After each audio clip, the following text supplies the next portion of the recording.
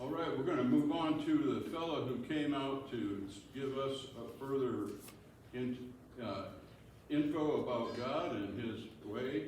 This guy is a man of God. He's a friend, a musician, a coach, a teacher, and a pastor. He is currently living in the metropolis of Zunai.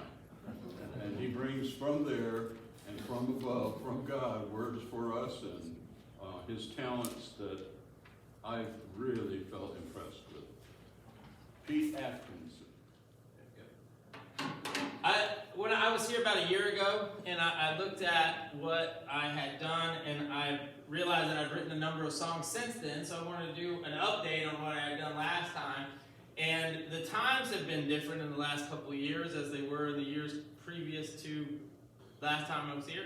So but the challenges remain. The challenges of the Christian life and what it's all about and all of those things, and the living the life of faith in a crazy world. Standing on the promises of God is probably the most appropriate hymn that could have been chosen for this, because that's really the challenge. The great test of faith that we see in the Old Testament in the desert with the Israelites, the tribes in the desert, is how can they take the last miracle and apply it in this moment and in the future. And that's the challenge that they face. They have, these are the people that have seen the Red Sea part for them. They have been led through the desert by a pillar of fire and a pillar of cloud and all of that. And yet, how many times do we see them as they go through the desert? Did you leave us out here to die? Why, we'd be better back in Egypt. And it's because we as human beings have trouble to look back at all the miracles of our lives and have them translate to the moment that we're in. And the disciples with Jesus were the exact same way. From the feeding of the 5,000, they're like, well, Jesus, how are we going to feed all these people? Then they're fed. The next thing they know, they're on a boat and the storm's, and they're like, you're going to leave us here? And then another crowd and another feeding of the 5,000. And each time they're like, Lord, what are we doing? It's like they never learn. But again, neither do we. Right? Neither do we. And so what I want to talk today about is the greatest commandment, and that is to love. And the Apostle Paul puts it this way. In Romans 12, verse 9, he has gone through all of this doctrinal stuff about what Jesus has done and what it means, and all of a sudden he gets to chapter 12, and he starts chapter 12 with a therefore, right? This has all happened, therefore this. And the first of those, what he calls marks of a Christian, is this one. I think it's the most important. It is, let love be genuine. Let love be genuine. So as we're talking about love, I want us to think about real love, because there is in our nation, our society, in the world of human beings, a sense that love isn't always genuine. But all we gotta do is let it be, and it could be, right? So this is a song that I wrote a number of years ago, and actually I think I've played it here before. It's called God Is and I Do, and it's as close as I can get to the idea of love being genuine. I seek to love God, not just to be saved. I seek to know God, not just to behave. I want to find God with a love that's true. Not 'cause I must, not 'cause I should, but 'cause God is. And I do. God made the earth and stars. He made things near and far, and still remembered a time and place for me. In the greatness of the world, with the beauty all unfurled, perfection in everything I see. I seek to love God, not just to be saved. I seek to know God,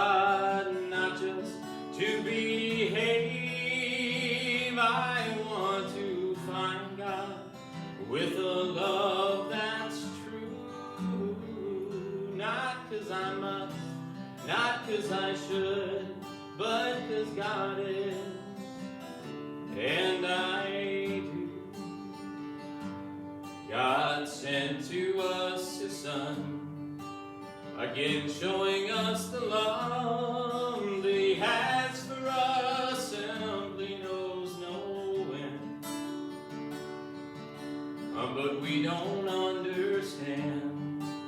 We think it's just a plan to earn our love, the right to call us friend. But I seek to love God, not just to be saved. I seek to know God, not just to behave. I want to find God with a love that's true. Not 'cause I must, not 'cause I should, but 'cause God is. Not 'cause I must, not 'cause I should, but 'cause God is. Not 'cause I must, not 'cause I should, but 'cause God is.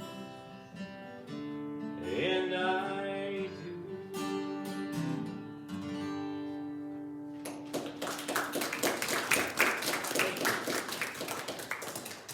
So to me, that's genuine, right? The sense that God is, and we love God for no other reason, no necessary, no so that God wills, no that just because God is, and therefore I do. And that's a difficult thing for human beings to do. In the last year, I had my secretary at the church on Ash Wednesday a year ago had a stroke, and she, through the last year, has been battling things like speech and things like living regular aspects of life, and she's doing much better. But in the middle of it, in the middle of her pain, I read Psalm 69, verses 1 through 6. I'm going to read that to you, and then I wrote this song for her. It says, "Save me, O God, for the waters have come up to my neck. I sink in the miry depths where there is no foothold. I have come into the deep waters, and the floods engulf me." When I tried to hear her speak, and the word was there, but she couldn't quite get it out. It had that sense of the flood waters. I am worn out calling for help. My throat is parched. My eyes fail looking for my God. Those who hate me without reason outnumber the hairs of my head. Many are my enemies without cause. Those who seek to destroy me, I am forced to restore what I did not steal. You know my folly, O God.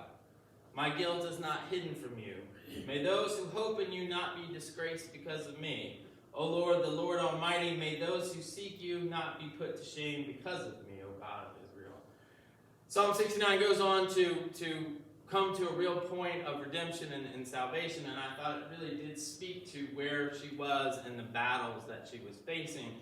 And in that sense of our trying to love God in the midst of such pain and adversity, and still trying to love genuinely, this sense that God knows us already is what really is jumped out at me. And so this is called "You, God, You Know Me," and one of the translations of Psalm 69 has that exact line in it. But you, God, you know me. So this is "You, God, You Know Me."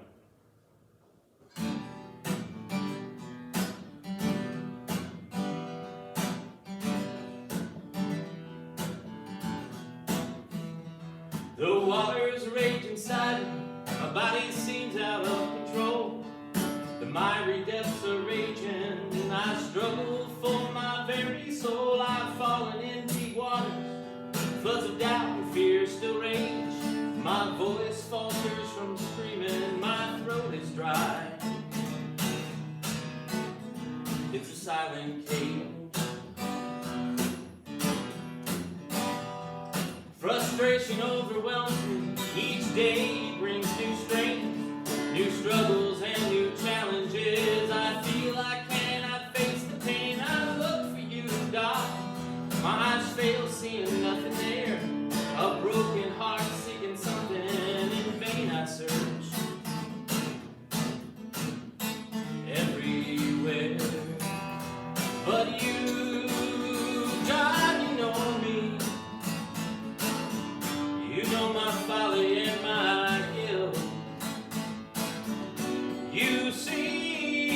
beyond my doubts. You hear beyond my fear. You know me completely. As my faith flounders where it will, you love me and you remain. And say to me, be still.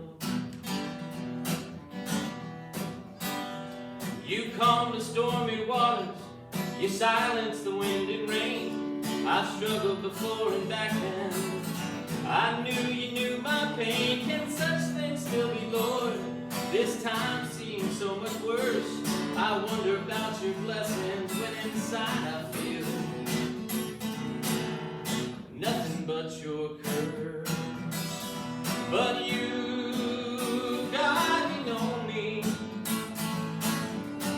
You know my folly and my guilt. You hear beyond my doubts. You hear beyond my fear. You know me completely. And as my faith flounders where it will, you love me and you remain. And say to me, be still. And I wonder, as I rise above the pit, and I wonder, as you drag me from the mire, I still wonder, even as the flood waters subside, that you didn't let me sink. You brought me safely from the brink because you, God, you know me. You know my folly and my guilt.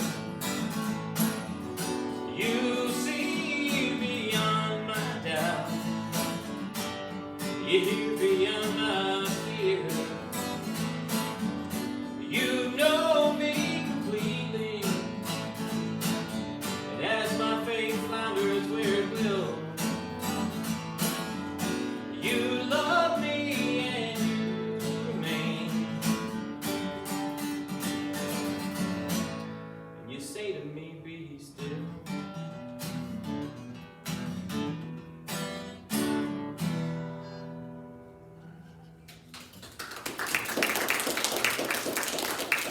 That song speaks to the challenges that we face, no matter what they are, be it a stroke, be it drowning, be it fear, be it confusion, whatever it is, and through it, God knows us, and that's really what is okay, that we need not feel bad about our feelings of anger, our feelings of confusion, our feelings of whatever, that wrestling and engaging with God is part of that genuineness of what love is, to not think that we need to hold back anything. Now, Deuteronomy 6, 4, and 5 is one of the most famous parts of the Old Testament. It is central to the Jewish faith. It is part of what's called the Shema, or the hearing, listen.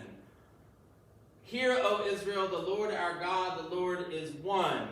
And then this famous line, love the Lord your God with all your heart, and with all your soul, and with all your strength. Those three words, heart, soul, and strength, are some of my favorite words in all of the Hebrew language. The one for heart is labab. It's actually those inward parts, and the heart itself is where the Hebrews thought thoughts came from, right? So when this sometimes is translated as all your mind, or when Jesus adds that in when he quotes this, with all your mind, it's because heart and mind in the ancient world, in the ancient Hebrew language, were very much connected. With all your soul is a great word called nephesh. Nephesh, it even sounds like it is. It's the essence of you. The very essence of you. That's as philosophical as the Hebrews ever got, right? Like they have 20 words for sheep, because they're really solid things, sheep. But the Greeks had 5 words for love. The Hebrews barely had 1, because these abstract ideas are not much for them, but they understood the concept of our soul, our essence. The last one, strength, is my absolute favorite word in the entire language. It is this word ma'od. Even has that guttural ma'od. And it is the absolute end of your strength. We watched the Ten Commandments movie at church a couple Sundays ago. If you remember that movie where Charlton Heston has been sent out across the desert because he's been exiled, that the name of Moses be stricken from all of that. And he's being sent out across the desert, and he's walking, and his robe's falling off. He's got his staff, and Cecil B. DeMille's voice is, now it is time for the maker's hand, right? The edge of his strength.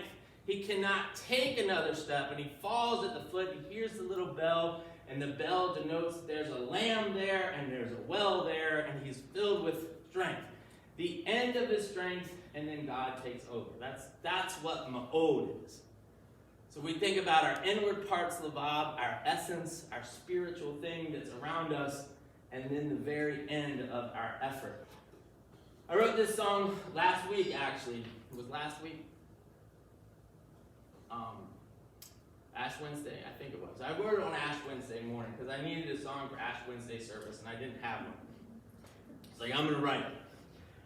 And this is called The End of My Strength. And it has that sense of Ash Wednesday, which one of the Lenten metaphors is crossing the desert. And Ash Wednesday is that embarkation point on crossing the desert. And so in this sense, I don't know exactly what I'm going to do, because the desert is covered with sands and all of the paths look the same. And if we think about that God knows us as well as the sands, grains of sands, then you can say that all of those sands are the other people. And I can't follow any of their leads because they're just blowing in the breeze and I don't know where I'm supposed to go. And I ask the question, does the Holy Spirit still lead us? And if he does, then it's possible for us to work to the end of our strength. So this is called The End of My Strength.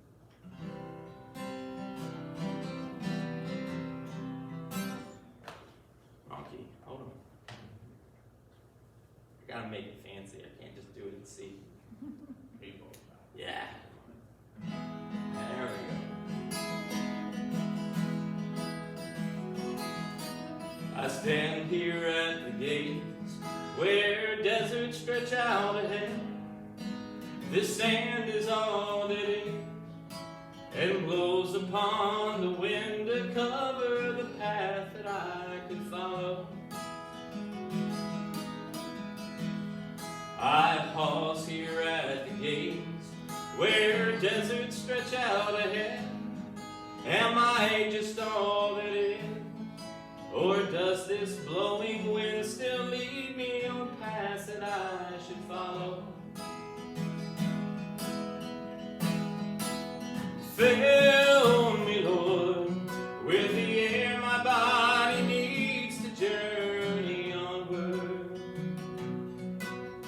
Feed me, Lord, with the bread that I will need along the way. Let my thirst be quenched in you. Tell me what I need to do, and I will take each step you'd have me take. Let the end of my strength serve you.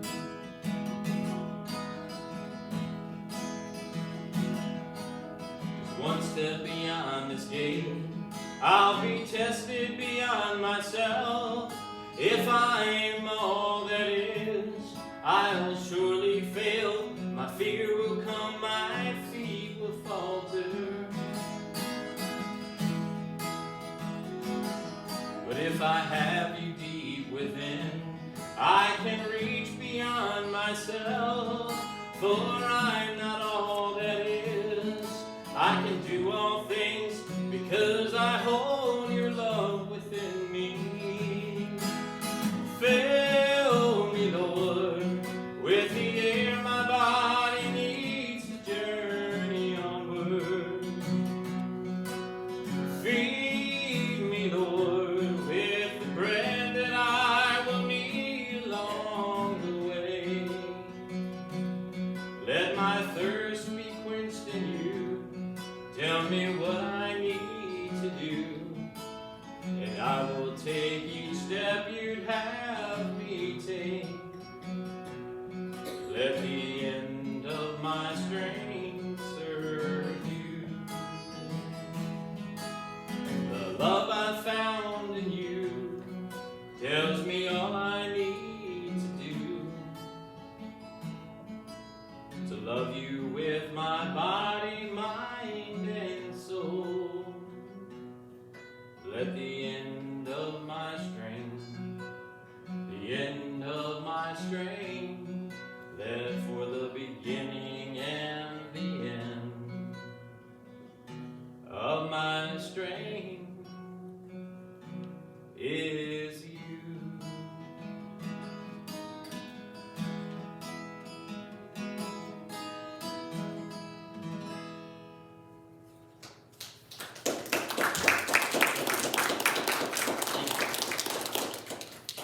Everything we need is captured in what God gives us on a daily basis, but yet we have to believe that it all leads up to the moment that we're in, right? And so Jesus connects that great commandment with the second, which is like he says in Matthew 22:36-40, "Teacher, which is the greatest commandment in the law?" And Jesus replied, "Love the Lord your God with all your heart, with all your soul, and with all your mind. This is the first and greatest commandment, and the second is like it. Love your neighbor as yourself. All the law and prophets hang on these two commandments." Our church is Presbyterian, so we're connected to a larger denominational group. We, as a small, somewhat conservative church, tend to be fighting with them all the time. And they wanted to have the Presbyterian meeting at our church, which was awesome. And they wanted the theme of the meeting to be building bridges. Like we could build bridges against the things that divide us. Or they could be coming across the James River Bridge and the Modern Merrimack Bridge and all those bridges to get to Zuna. And it was a struggle getting to the meeting, but I had written this song for the meeting because I knew that building bridges is a difficult thing. But yet, so is loving your neighbor, so is loving your enemy, so sometimes is loving God. And we're called to build these bridges even though it can be a challenge. And so this is a song that I called the Bridge Song, Finally Free.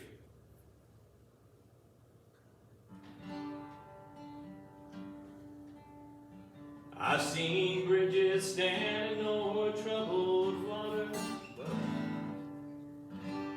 right. I don't know why that sounds weird. I've seen bridges standing over troubled water, and bridges built across great divides. They say love can build a bridge between your heart and mine, but lately the distance seems too wide. Things I've said and done have burned some bridges. Your actions too are guilty of the same. How can we get along when you think I'm wrong long before you ever know my name? Christ stand between your heart and mine. He gave himself for us upon the cross, and each drop of blood cascades, all distinction fades into one. Though he makes and knows us everyone, like grains of sand each hair upon our head, our differences should not hold us apart, but bring us together hand in hand, heart to heart to follow where he led. We think walls are safer now than bridges, knowing what's within but not without. Secure, content, and safe, ordered and maintained, chained, but sheltered within our doubt. Within you and I, we see only chasm. Darkness draws between us now to stay. Two strangers, but somehow, if we can come together now, despite these obstacles in our way. Christ calls out to your heart and mind to live together peacefully as one. For walls to tumble down, to make the level ground. Behold, he comes, and tools of war and division will fall to dust. What could never happen will somehow come to be. Peace then will fall like manna over all, and then we shall finally be free. And then we shall finally be free. And then and only then can we be free. I've seen bridges standing on troubled water, bridges built across the great divide. They say love can build a bridge.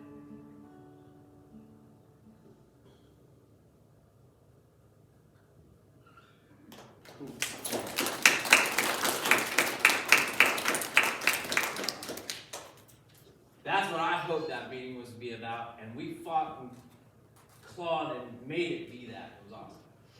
It was hard, but it was awesome. And that is what this is about, right? So I'm going to just play one more song as benediction, as the end, as all of this comes to be. And read you one last scripture passage with it. May this be, therefore, since we are, this is Hebrews 12, 1 through 3. Therefore, since we are surrounded by such a great cloud of witnesses, let us throw off everything that hinders and the sin that so easily entangles, and let us run with perseverance the race marked out for us, fixing our eyes on Jesus, the pioneer and perfecter of faith. For the joy set before him, he endured the cross, scorning its shame, and sat down at the right hand of the throne of God. Consider him who endured such opposition from sinners, that you will not grow weary and not lose heart. Right? This is nobody ever said that love was easy, loving God or loving neighbor. And I think that what I hope to try to do today is to paint together pictures with these songs and with these Bible verses of some of the struggles that we have in doing two very seemingly simple things, loving God and loving each other. And may we all go out from here doing our best to persevere in that noble quest of love. All right, this song that I'm going to close with, and I'll let this be the benediction and the prayer, is called Fight On. I wrote it based on a prayer of perseverance that I had heard given by W.B. Du Bois, or read, because he's long dead. And the road and the path that we take and that we continue to fight. I've sung it at funerals. I sang it at a memorial service in recognition after the shootings at Virginia Tech years ago. And it's the kind of song that means something special every time that I sing it. So this is called Fight On.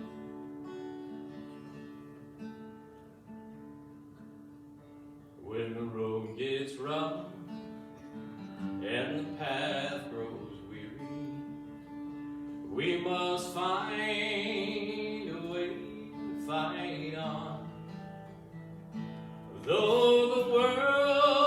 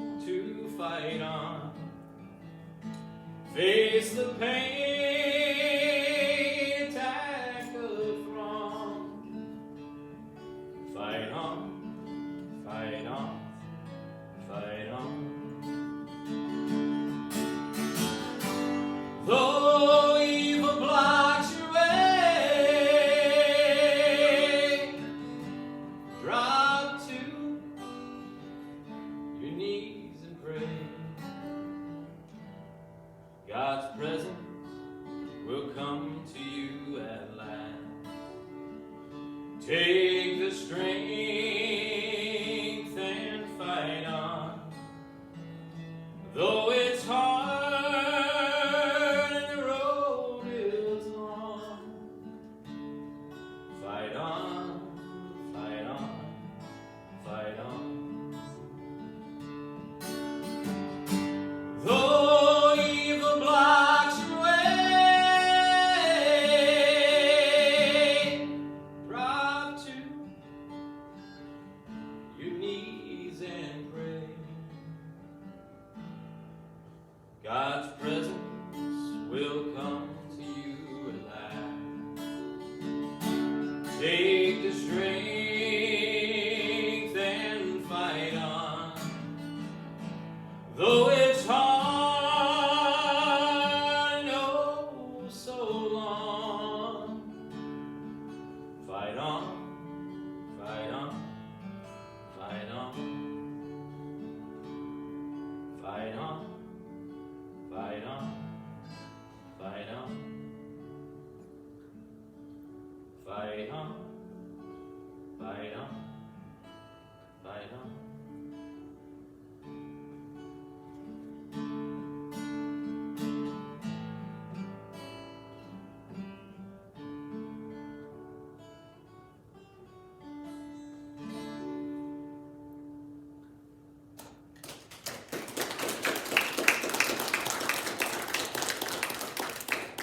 Amen. Thank you so much for being here. I'm glad that I could be too.